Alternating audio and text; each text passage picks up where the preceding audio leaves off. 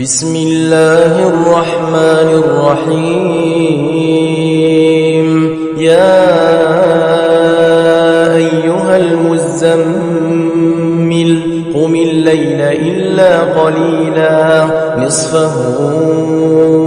أو انقص منه قليلا أو زد عليه ورتل القرآن ترتيلا إنا سنلقي عليك قولا ثقيلا إن ناشئة الليل هي أشد وطئا وأقوم قيلا إن لك في النهار سبحا طويلا واذكر اسم ربك وتبتل إليه تبتيلا رب المشرق والمغرب لا إله إلا هو فاتخذه وكيلا واصبر على ما يقولون واهجرهم هجرا جميلا وذرني والمكذبين أولي النعمة ومهلهم قليلا إن لدينا أنكالا وجحيما وطعاما ذا غصة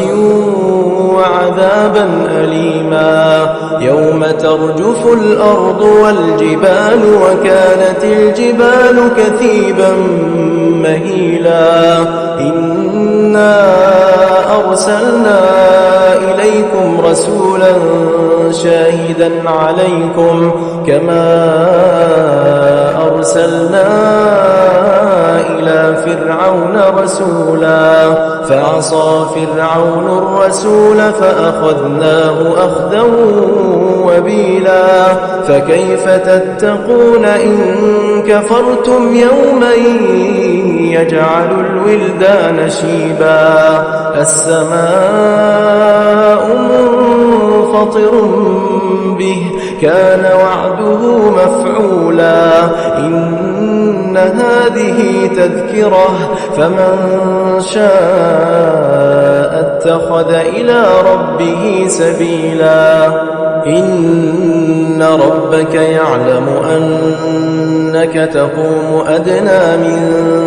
ثلثي الليل ونصفه وثلثه وطائفة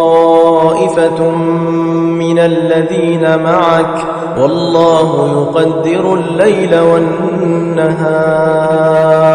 علم أن لن تحصوه فتاب عليكم فاقرؤوا ما تيسر من القرآن علم أن سيكون منكم مرضى وآخرون يضربون في الأرض يبتغون من فضل الله وآخرون يقاتلون في سبيل الله فاقرؤوا ما تيسر منه وأقيموا الصلاة وآتوا الزكاة وأقرضوا الله قرضا حسنا وما تقدموا لأنفسكم من خير تجدوه عند الله هو خيرا وأعظم أجرا واستغفروا الله